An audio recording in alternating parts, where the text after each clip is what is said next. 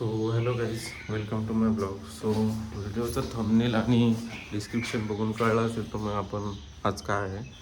So today is very special day for me. So आज आपण चाललो आहे solo राईडला भीमाशंकरला.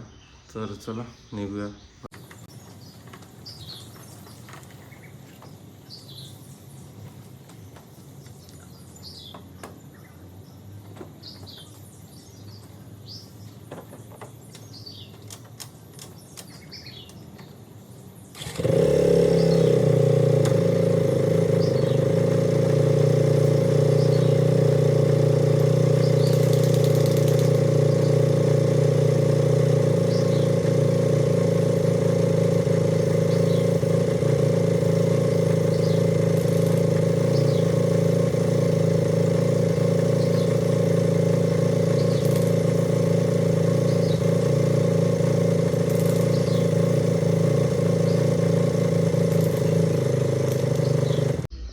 So here we go.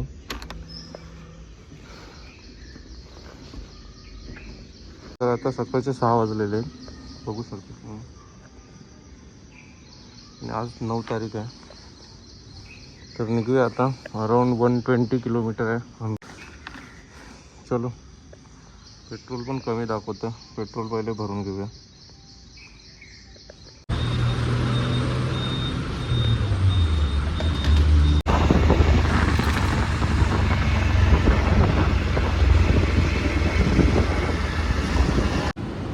तर आता मी थांबलो आहे. पहिला ब्रेक घेतला आहे नाश्त्यासाठी. एक आकाश हॉटेल आहे, तिथे थांबलो आहे. सो जाऊया, नाश्ता करूया. ॲक्च्युली इथे नाश्ता खूप मस्त भेटतो सकाळचा. साऊथ इंडियन डिशेस खूप मस्त भेटतात.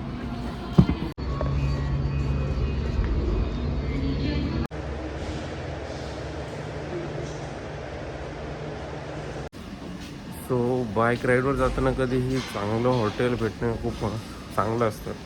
आणि त्यामध्ये साऊथ इंडियन नाश्ता सकाळी भेटला तर खूपच मस्त असतं. तर मी मैसूर डोसा मागवला. हॉटेल आहे सर्व.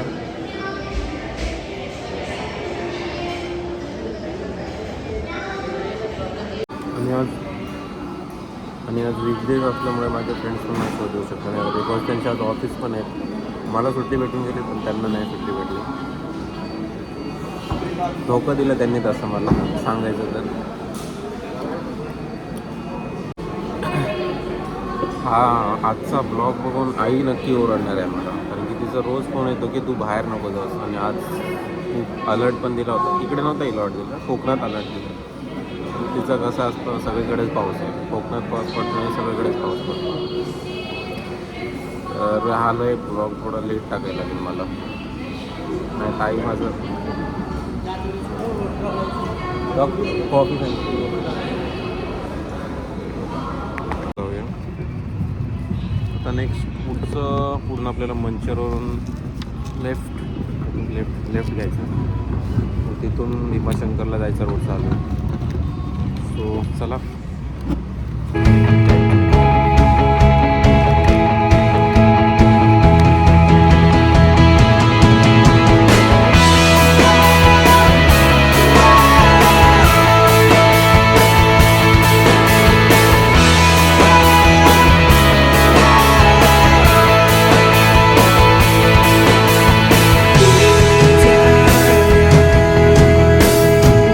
थोडं जवळ पोचलो आहे. अराऊंड 20-22 किलोमीटर बाकी आहे अजून.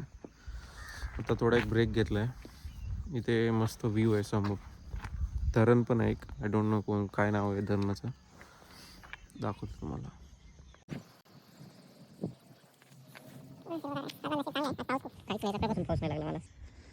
आणि अजून एक गोष्ट होती, म्हणजे आज माझ्यासोबत अजून एक जणाचा बड्डे आहे. ते म्हणजे माझी बाईक, आज तिला 1 वर्ष पूर्ण झालं. तर त्यानिमित्ताने आज तसंही एक लॉंग राईड ट्रिप व्हायलाच पाहिजे होती आज.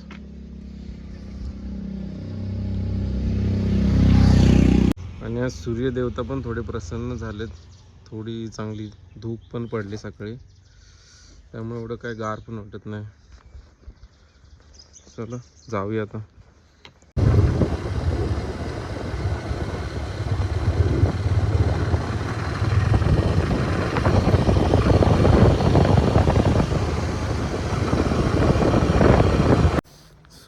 आत्ता विमानशंकरला पोचलो मी, पण माझ्या लक्षातच नव्हतं की इथे रेंज नाही आहे आणि मी कॅश कॅरी केली नाही. तर आता ॲज युजल थोडे इश्यू आले. तर इथे पूर्ण काम चालू आहे विमान आतमधल्या गेटचं. तर आता पैसे तर नाही आहेत माझ्याकडे पैसे नाही आहेत माझ्याकडे, पण एका दादानी मदत केली मला. तर हा सर्व वरचा प्रतिसाद आहे. हे सर्व कळस आहे मंदिराचं.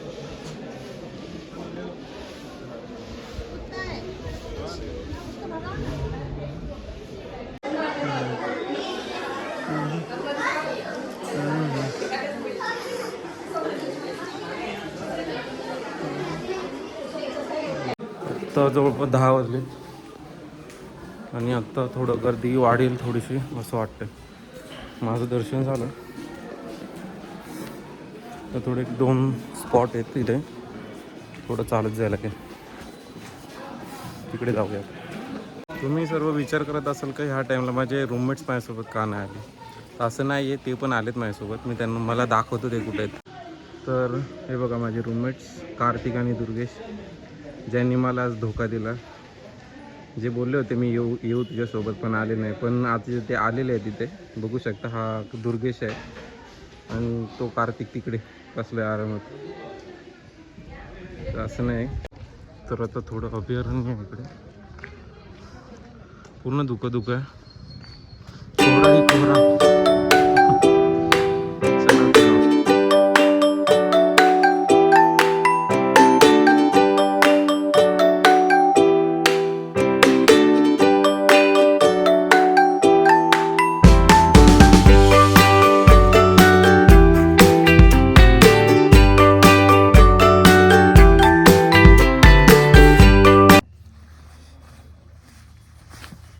तर आता झाले सगळं आवरून, दर्शन वगैरे झाले सर्व. तर काही एकदा दुसरं बघण्यासारखं नाही आहे. वाटलं ना तेवढ्या लवकर आवरेल, पण आता झाले. तर आता निघूया, लवकर पोचू. काही रस्त्यात भेटलं बघायला तर तिथे थांबू बघायला, नाहीतर मग डायरेक्ट पुण्याला जाऊ. चला, आता पाऊसही नाही आज. नशीब जरा जास्तच चांगले वाटतं माझं जरा.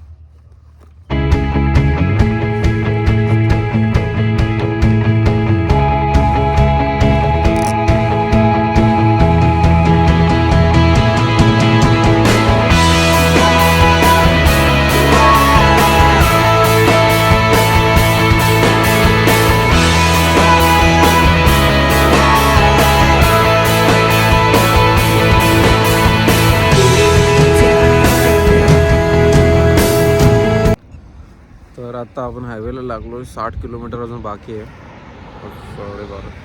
1:30 पोहोचून जाऊ आपण मग आज रूमवरती वापस.